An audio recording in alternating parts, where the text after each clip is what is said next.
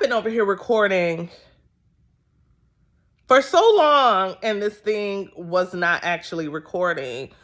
Mercury retrogrades, I don't care what anybody says, like they are a real thing. Pay attention to what you're doing right now until this damn Mercury retrograde is over, guys. Like, I was completely recording and I was going, and all of a sudden the light goes off. I'm like, what? Anyway, so here to talk about day one. Okay, so here to talk about day one and using the winter solstice energy to set our intentions and to get started for the new year. So start all over. All right. So first of all, let's start by talking about why why I like to use the solstice energy.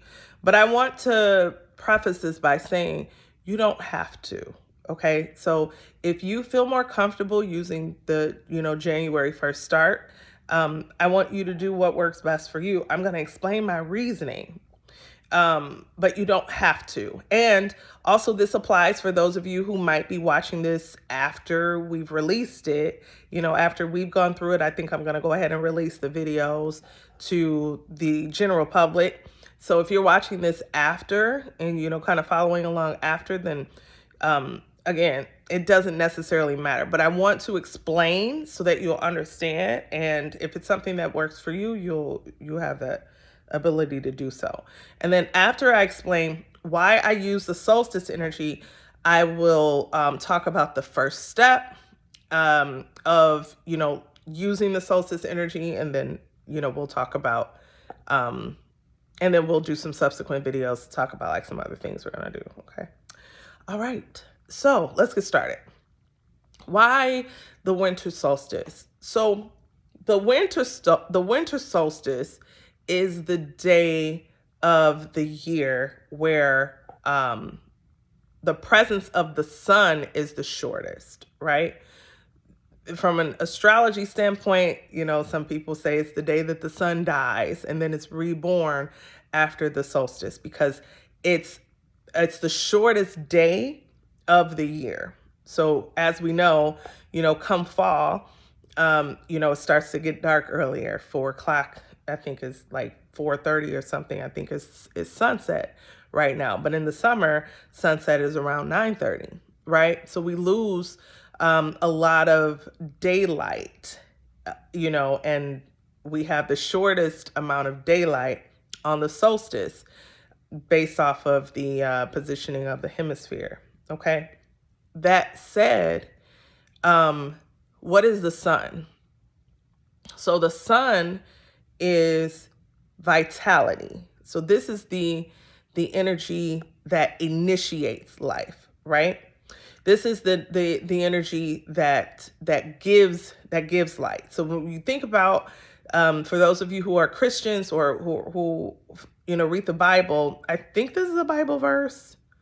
It might just be a saying, but if it's a saying, y'all, don't embarrass me. Okay. But anyway, there's a saying, which might also be a verse, that some people water, some plant, but God gives the increase, right? So you've got plants, that's ground, you've got the water. What's left when you're growing a plant? Oh, light, right? So God gives the increase. That's the light. That's the sun. Okay.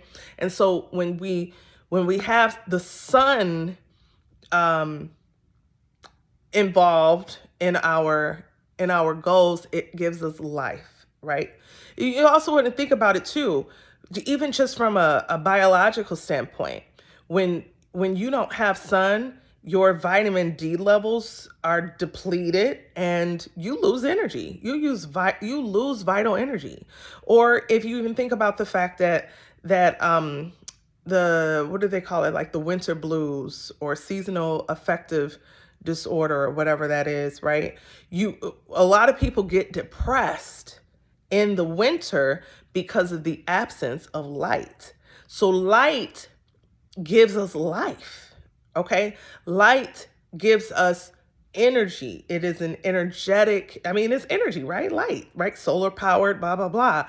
So when so the reason I said all of that to say the reason that I use the winter solstice is I like to set my intentions and attach my intentions to the growth of the light, right? I'm the type of person that prefers to kind of have more of a slow and steady build when it comes to the way that I set my intentions, and the way that I just move through life. It might have something to do with the fact that I'm a Taurus rising and a Taurus moon, but but the I feel like when you do things kind of slow and steady, you're more likely to hold on to those things. And you know, my life is an example of that. I've been able to manifest a lot of things and keep them. And even think about like weight loss, right? Like when you lose weight slow and steady, the chances of you keeping it off for a longer period of time or forever are higher than those when you do like a quick fix.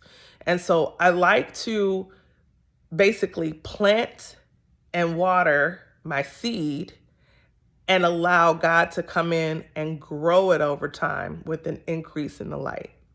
So this is why I use the winter solstice. Also, because of the positioning of the hemisphere during the solstice, and the reason that the light is the shortest, or the day is the shortest day. Coincidentally, it's also the day where we actually receive the most sun, the most direct sun. Okay, which I know seems a little counterintuitive, right? Because it's the shortest day of the year, but it has to do with the way that the sun is angled. So like the rays or whatever from the sun, like the UV rays or whatever it is, like that energy that we get from the sun is actually most potent on the winter solstice. All right. So now you understand why kind of the reasoning behind the winter solstice. I'm basically attaching my goals to the growth of the sun throughout the year. Okay. All right. So what's the first thing that I do on the winter solstice? I'm glad you asked. So on the winter solstice, this is the time. So really, what we're going to do is go through everything that we've already gone over, right? And then we're going to add the rituals in. So on the first day, I cram in basically steps 1, 2, and mostly 3, but I also do step 3 on the second day. So basically on the first day, I'm going to do my cleansing, and I'm going to do my reflection. So that's going to be on tomorrow on the 21st. Okay. Cleanse, go through, do the cleansing again, and then do your reflections again. Now, the difference between this day and all of the other times that we were doing is we're also going to try to put ourselves in a space of seclusion. So as much as you can, right? Some of us have families and we have to take care of our kids and we're husbands and all of that or whatever, and I get that. So if you have to do all of that, then, do what you have to do. But try to speak as the least amount of as possible, right? Because what we want to do is we want to hear. The solstice, because of the direct rays of the sunlight, you get a lot of downloads, okay? So you're going to pay very special attention to your thoughts at this time. So keep your journal close all day, okay? Keep your journal close. If you can take off from work, that would be best. But if you have to go to work, keep your journal close so that those thoughts that come to you, you can go back and ponder on them later, okay? But we want to listen. We want to capture, right? So we're going to just no TV. We're going to cut off the TV.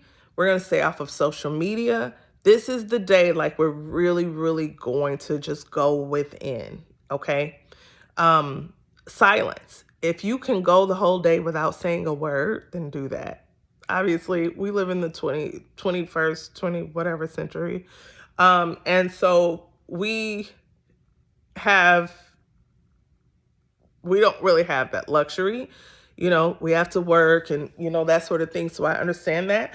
But keep your words few. Like, if you cannot hear your voice most of the day, then you're doing good. Okay, less talking. So we're going to spend today in a quiet space.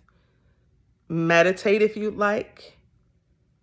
But just start again with like cleansing, just being very intentional about your cleansing, and then also reflecting again. And that naturally you don't have to do the deep dive reflection. Maybe you just read the reflections that you've already done. That's what I normally do. I just go back and read them.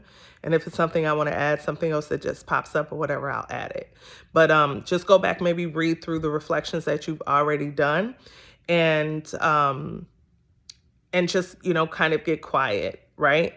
And then if you want, right, if you feel like you've gotten to that space and you kind of gotten everything, reset, if you would, then you can start going over your clarity list again. If there's something else that you want to add to that, go ahead and add to it.